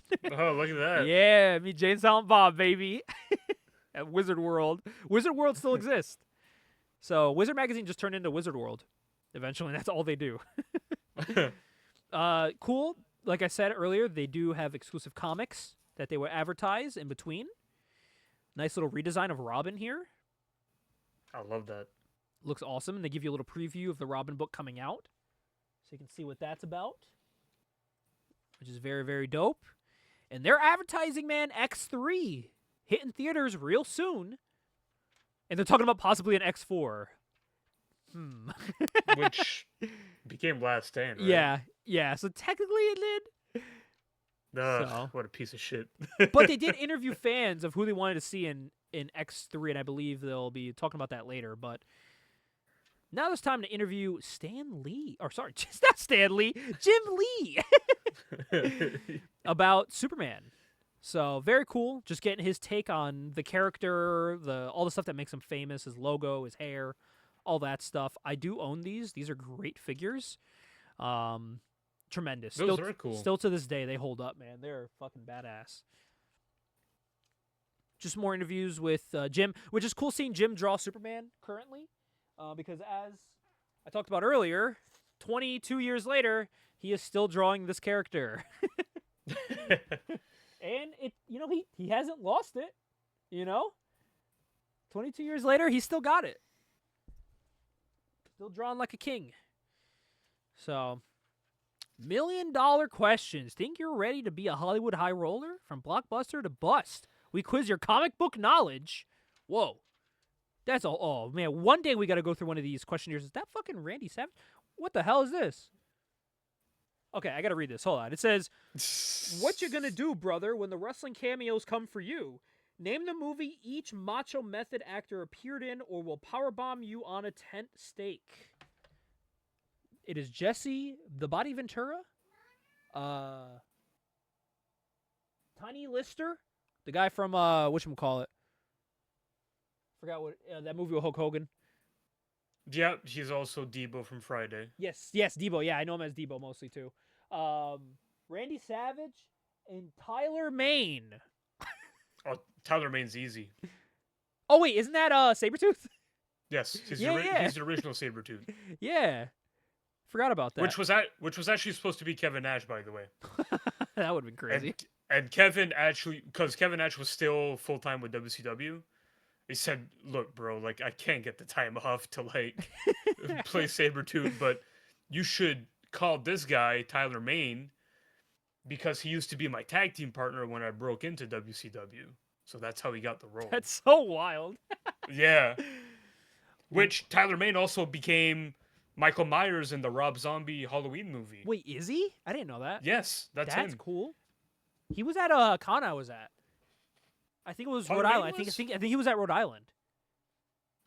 He's, Imagine I went up yeah. and I was like, "Can you sign this 8x10 of you from WCW?" I'm sure you'd love that. You would have I'm popped sure for you'd it. pop for that. One year, year 5 of this, we have to have you ask Sinai and I these questions on here. The View Askew questionnaire, the iSkew test. Oh yeah, I mean, I'm not as well versed in my Kevin Smith knowledge as you and Sinai are. And so you have to question me and Sinai and see if we're fake fans or not. That'd be fun. Yeah, Whoa. we could make like we could do a live stream of that. That would be fun. Yeah, that'd be fun. Whoa, mail away Jim Lee Millennium Edition hardcover. Wait, how much? This is not even expensive, bro. It's only like $40. God, to go back for a day. I know, right? God damn, that's not bad. Oh, come on, Wizard. We're better than this. Oh, God, my hand. Jesus Christ. Sorry. I didn't mean to do that. They are just talking about the. I think this is just talking about the hottest women in like comics media that have been in movies. So number 20, Helen Slater in Supergirl, Scarlett Johansson in Ghost World, Peter Wilson in The League of Extraordinary Gentlemen, Diane Lane in Judge Dredd, Mia Sara in Time Cop, Heather Locklear in the Return of the Swamp Thing. I can't talk today. Leonora Varela in Blade 2. That was a good movie. Yeah, Kelly she was Hu hot in in that. X2. Wait, Kelly Hu was hot too. She was- Still is. I agree. She's Lady Deathstrike. Yeah, I was gonna say I forgot she was Lady Deathstrike in X2. I forgot Lady Deathstrike was in X2. Kelly Hu, by the way, became a very prominent video game voice actress. She's done a lot of voice acting work for the Mortal Kombat games, actually. Oh shit. Yeah. Kim Basinger in Batman. Oh boy. Who's gonna join her sex cult? Because Smallville star Allison Mack weighs in on Hunky Heroes. Oh shit. Jesus Oh boy. Christ. If there's one person you shouldn't be asking. Yeah. Who was she trying to recruit? Christopher Reeve. She said, here, I'm going to read this. She said, Christopher Reeve, I think Christopher Reeves is the best superhero guy. Hugh Jackman is next. And she says, the sideburns are a little much, but he's got shoulders and his biceps are good, so he makes up for it. Next is Tobey Maguire, to which she says, he's got that whole boyish thing happening. He's all right. Next is Will Smith. She says, I love the suit. I love a man in a suit, and he looks very good. Next is Johnny Depp. She says, oh yeah, he can't be beat. He's definitely up there. Next is George Clooney, but it's George Clooney in the Batman cowl. Oh, man. She says, the whole just showing the mouth thing with the half smile, it always works well for me. He has a very prominent chin. It looks good. And then Brandon Lee. What the fuck? What the fuck? Why? She says, that's a little too much for me. I'm not into the makeup on the face, you know. Some people are into that dark thing. Never mind the fact that he's been dead for like 4 years before know, this. right? Next is Kirsten Dunst in Spider-Man, Famke Janssen in X-Men, and X2, they said. Jennifer Garner in Daredevil, I have to agree. I watched that again not too long ago. Gotta agree. Halle Berry in X-Men and X2.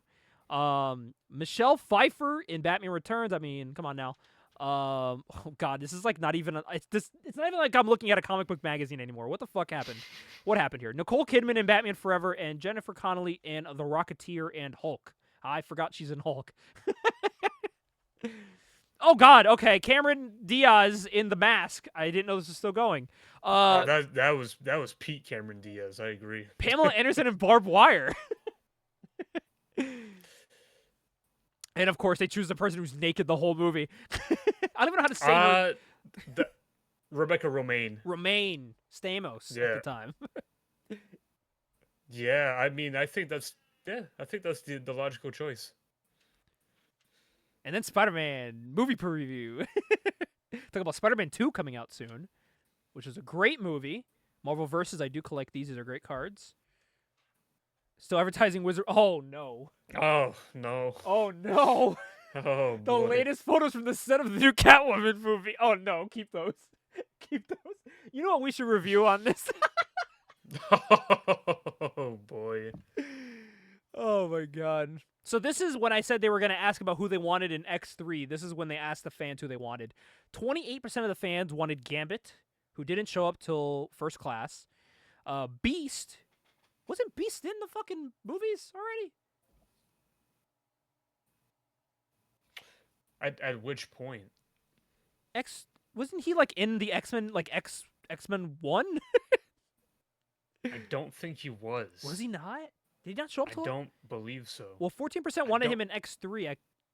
Damn, was he not in those till X3? Now that I think about it, Yeah, I don't think he shows up until X-Men 3. fuck.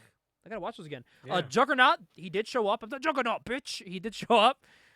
Angel, Boy, he sure did. Angel did show up. Psylocke, we never got Psylocke live action until what was it? Days of Future Past. Which That was Olivia Munn, right? and she looked great. That was great visual casting. I think if she had a better script too, I think she would have done good. Havoc, who did not did not show up in X3. No, did he not? I don't remember now. It's hard for me to because I haven't seen a lot of these movies in years. I do like that they cover the recent ones too. We had Iceman, Pyro, Siren. I wouldn't call Kitty Pryde a cameo as she was the lead person in the movie. Oh wait, Hank McCoy Beast. So yeah, he was in it. Very vague. So he was very... Kitty only became the lead in The Last Stand. Prior to that, she wasn't the lead at all. She was just a cameo. Wasn't like the whole point of like the Wolverine coming to the X Mansion because he was with Kitty because she ran away from home and he was like... No, that was Rogue. Oh, I'm a dumbass. I'm thinking... Yeah, that was yeah, Rogue. Yeah. You're right.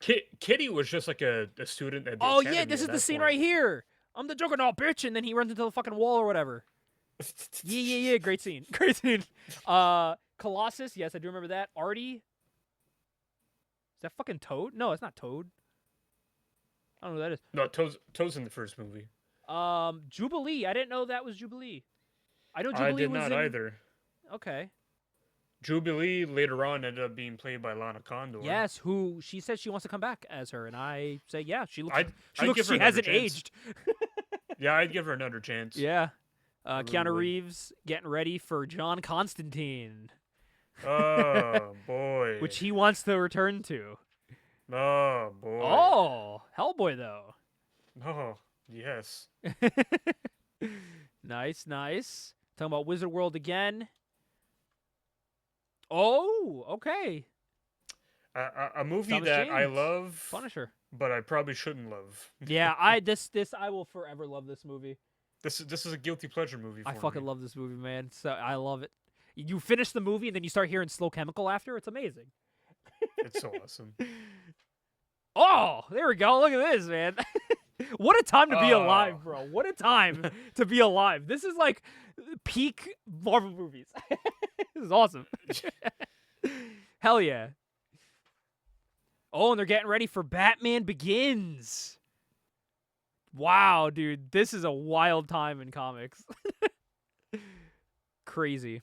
Oh, and they're getting ready for Superman Returns. Superman Returns, right? So they're seeing who could be cast as him. Jude Law, Jerry O'Connell, Angel, Josh Jude Hartnett. Law would have been an interesting choice. Matthew Balmer would have been good too, especially at that time. Jude Law would have been interesting. In second place is Brendan Fraser, Paul Walker, When I See You, Ashton Kutcher, and Henry Cavill. Henry Cavill was okay. Yeah, Wow. pretty wild. But Brandon Fraser, I could have seen him as Superman. I could have as well. I absolutely could have. And I'm guessing this is who they wanted as Jimmy Olsen at the time. Or no, just the Planet staff, I'm guessing, but... They didn't point out the guy that actually ended up being Superman, right? Nope. What's his name? Brandon Routh? Yeah, Brandon Routh. Yeah, they did not mention him. Oh, they're trying to look for their next Lex Luthor. Polarizing choice, but I didn't hate him. Fucking it is Billy Zane.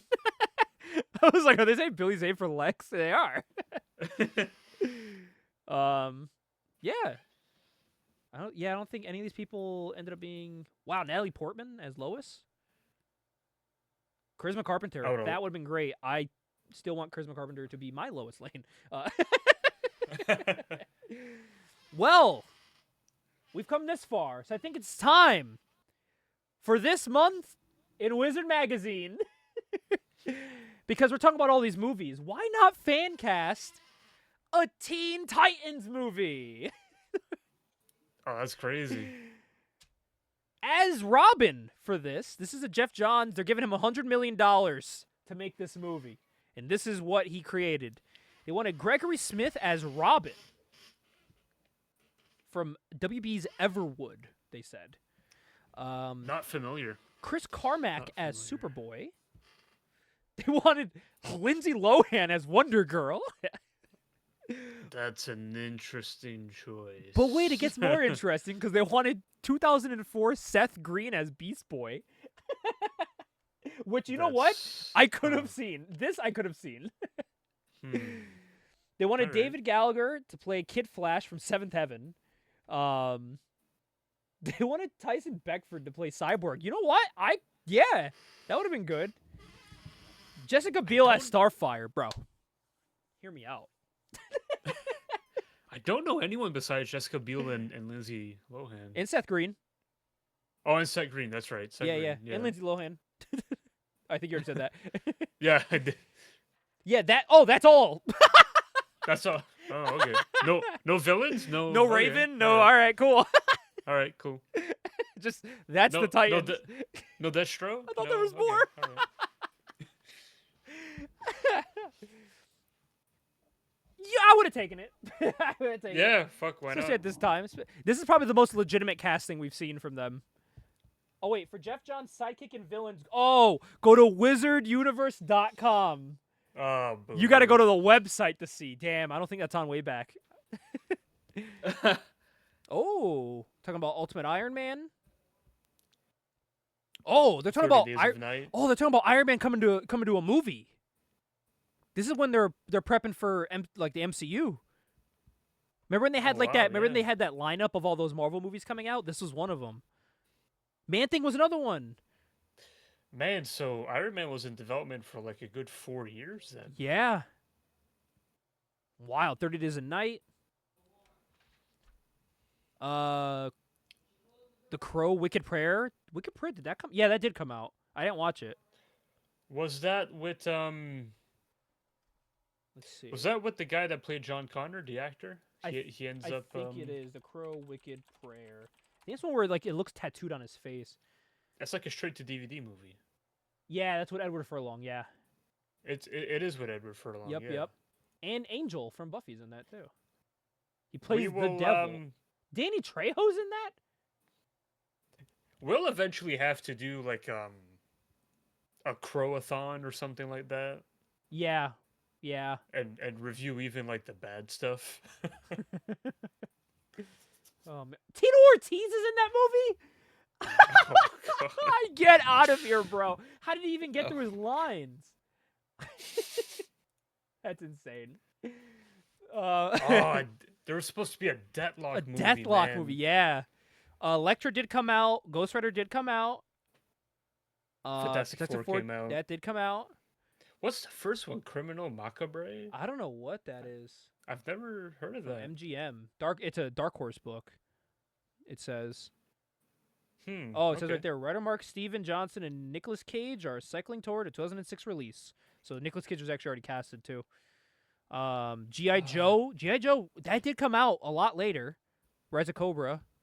Hulk 2 did come out. A Jekyll and Hyde movie, that didn't come out, I don't think. Technically, I don't think Hulk 2 came out. Yeah, that was the Edward Norton one, right? They rebooted it. Yeah, they just. Oh, you're right. They did just reboot Yeah.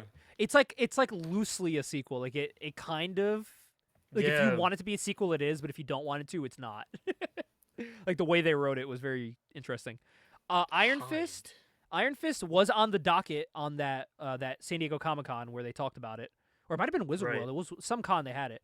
Luke Cage ended up becoming a Netflix series. Namor showed up. But this is 04. Yeah. No, I'm just thinking like where they ended up after. Mm-hmm. So Luke Cage did get made, same thing as Iron Fist eventually. Namor finally made his live action appearance. A Namor movie in that era would have been interesting.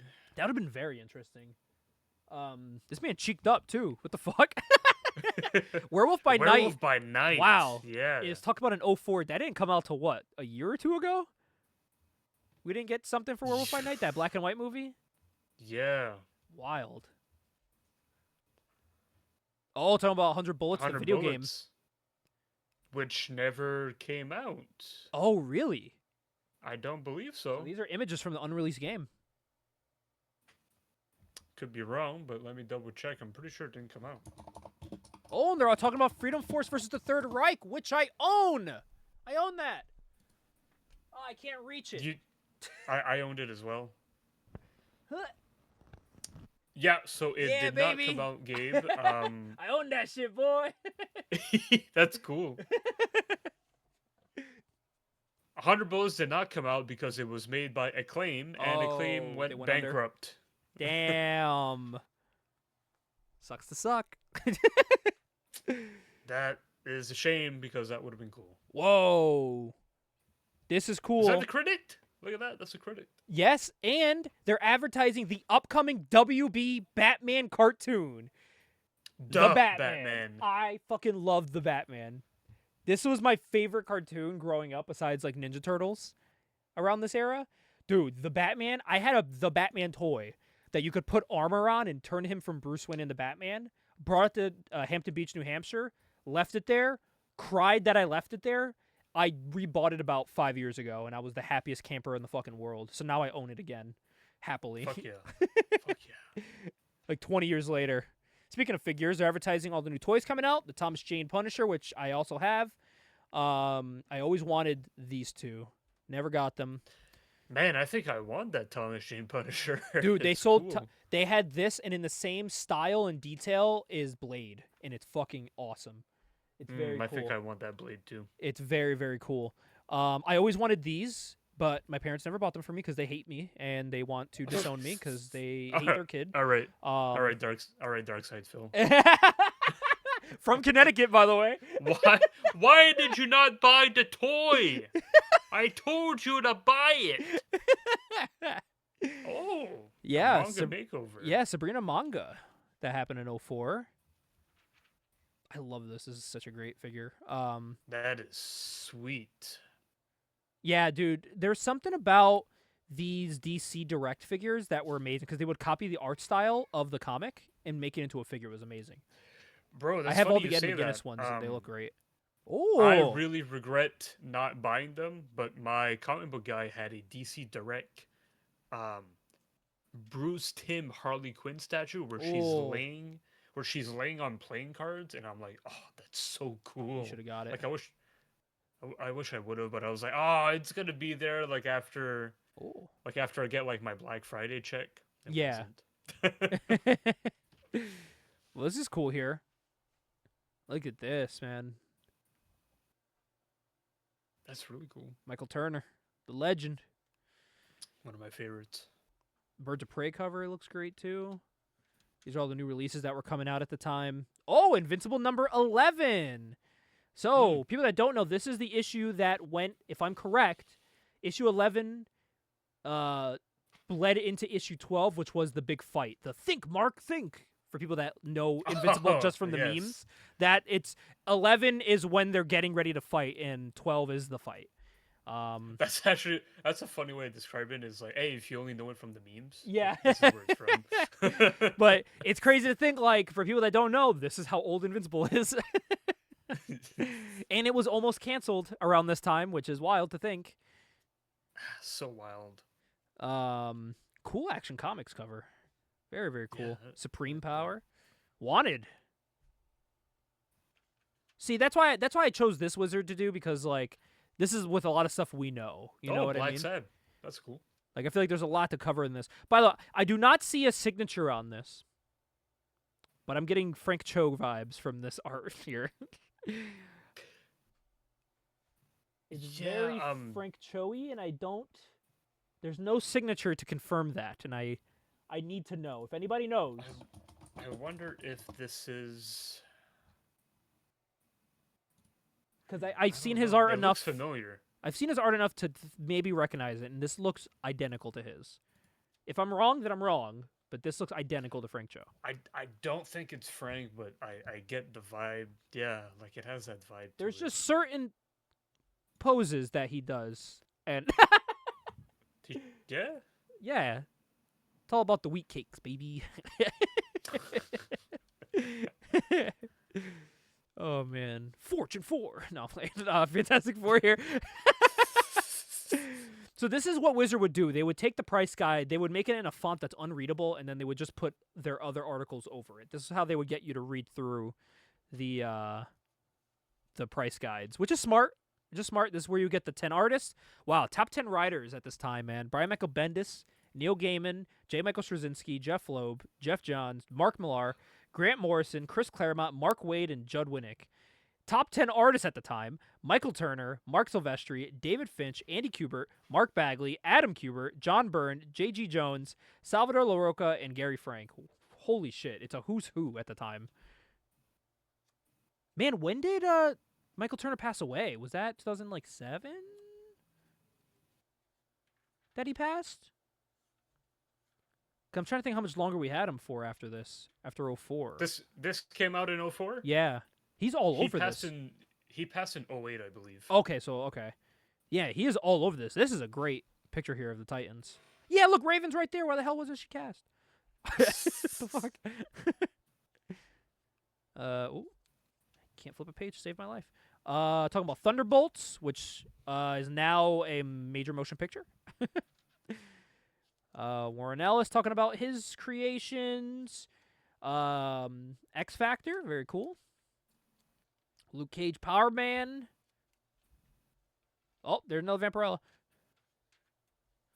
So yeah, that's what these magazines were all about, man. Whoa, what is this? Oh, wait, Movie Primer. Get the comics that inspired the films. Constantine, Hellboy, Punisher, and Spider-Man, and X2. That's cool. Oh, and look at look at the Punisher advertising, too. That's the first Marvel Knights Punisher. Yep. That's cool. Very, very cool. Kingdom Come here. Creator picks. Uncanny Reunion. Oh, John Byrne and Chris Claremont coming back. Very, very cool. Oh, the Aspen Sketchbook. Signed by Michael Turner. God damn. Graded. Holy fuck. And a 9.8. Jesus Christ. I'm flipping these pages like a fucking wild I find animal. it fascinating. Dude, by he's the all early over this. 2000s, we were grading comics and it was becoming a thing. Calgary. Had a con. Oh, nice. Not Connecticut, though. New Hampshire. New That's Hampshire. close. Portsmouth. Oh, Portsmouth is right next to where I vacation. Oh, well, shit. Actually, I'll be in Portsmouth in about 2 weeks. Massachusetts. Oh, is up. Attleboro. Cool. That's near me, sort of. Fucking New York. Get out of here. They beat the Red Sox. Get out of here. So, yeah, that is and was Wizard Magazine, as well as many other magazines of the time. What a time to be a fan in comics, you know? A fun era. And as our time winds down, be sure to listen to our one-shots that we will be reviewing Fighting American, issues 1 through 3. So look out for that in our one-shot. And until then, we'll see you guys on the next one.